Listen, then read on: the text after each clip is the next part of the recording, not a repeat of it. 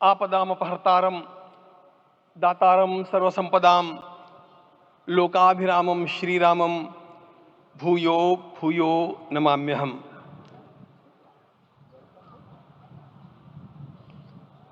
आज अंतःकरण अत्यंत उल्लास से, समाधान से और कृतज्ञता से भरा हुआ है। हमारा संपूर्ण राष्ट्र और पूरा विश्व भी आज भगवान श्री राम की प्रतिष्ठा से आलोकित होने का पर्व आरंभ हो चुका है। यह केवल एक मंदिर में एक मूर्ति की प्रतिष्ठा नहीं है, यह इस देश की अस्मिता, इस देश का स्वाभिमान और इस देश का आत्मविश्वास, इसकी प्रतिष्ठा है। 500 वर्षों की प्रतीक्षा के पश्चात यह संभव हो सका। इसके जो अनेक कारण हैं, उनके ऊपर तो आलोक हमारे सारे सम्माननीय अभ्यागत डालेंगे ही। मैं केवल एक काम के लिए यहां पर खड़ा हूं, छोटा सा काम। कारण तो अनेक होते हैं, लेकिन अनेक कारण मिलते मिलते आखिर वे एक विशिष्ट स्तर तक पहुंच जाते हैं और उस स्तर पर कोई महापुरुष हम लोगों को उपलब्ध होता है और उस विभूति के कारण युग परिवर्तित हो जाता है। इस प्रकार का परिवर्तन लाने के लिए अपने जीवन को साधना पड़ता है और इस प्रकार जीवन साधने वाले हमारे इस देश की परंपरा के अनेक महान रत्नों में आज हम लोगों को समय की आवश्यकता, युग की आवश्यकता, सनातन के अंतःकरण की आवश्यकता के रूप में हमारे सम्माननीय प्रधानमंत्री जी प्राप्त हुए हैं।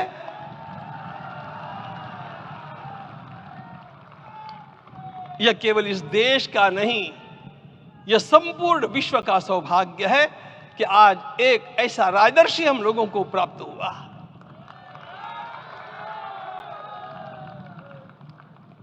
आपके मंगल हाथों से आज प्रतिष्ठा होने की बात थी, वह स्वाभाविक भी था, वो होना ही था मित्रों। लेकिन मुझे इस बात का आश्चर्य हुआ जब मुझे लगभग 20 दिन पूर्व समाचार मिले कि माननीय प्रधानमंत्री जी को इस प्रतिष्ठा के लिए स्वयं अपने लिए क्या क्या अनुष्ठान करके सिद्ध करना चाहिए स्वयं को, उसकी नियमावली आप लिख करके भेजें।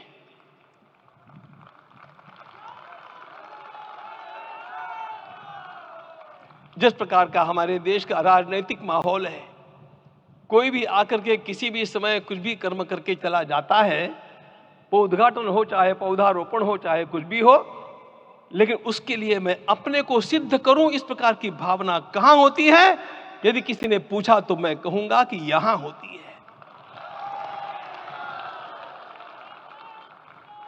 भगवान श्री राम की प्रतिष्ठा करनी है। भारतीय जीवनादर्शों के सर्वोच्च आदर्श भगवान श्री राम है और इन समस्त जीवनादर्शों की प्रतिष्ठा करने के समान ही यहां की प्रतिष्ठा रही है। इसलिए एक महान विभूति को ऐसे लगा कि मैं अपने को भी साधूं।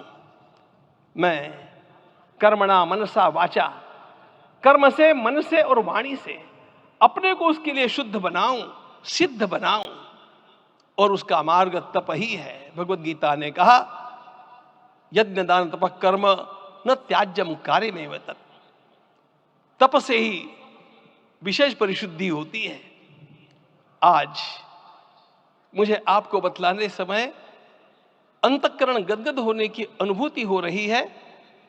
मैंने तो कहा था, हम लोगों ने महापुरुषों से परामर्श करके लिखा था, आपको केवल 3 दिन का उपवास करना है।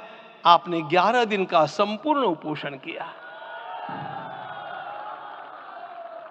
हमने 11 दिन एक मुक्त रहने के लिए कहा था, उन्होंने अन्न का ही त्याग कर दिया। महाभारत में कहा गया है अनशन यह सबसे बड़ा तप है, अनशन। और उसको उनके जीवन में साकार होते हुए मैंने केवल देखा नहीं, मैं थोड़ा तार्किक हूं।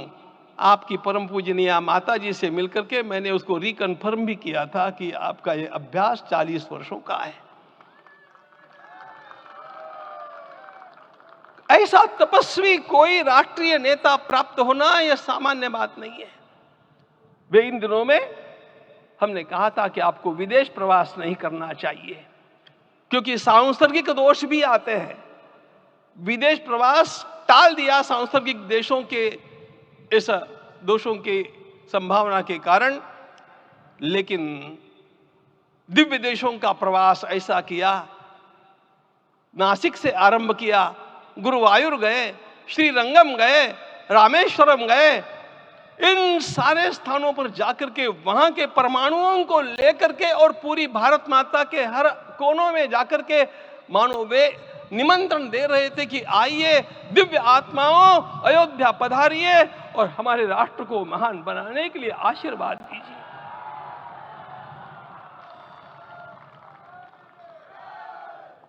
हमने केवल कहा था 3 दिनों तक आपको भूमि शयन करना चाहिए। 11 दिनों से आप भूमि शयन कर रहे हैं। इस कड़कड़ाती ठंड में इस प्रकार का शयन करना, मित्रों, ब्रह्मा जी ने सृष्टि को निर्माण किया। उस समय उन्होंने एक शब्द को सुना था।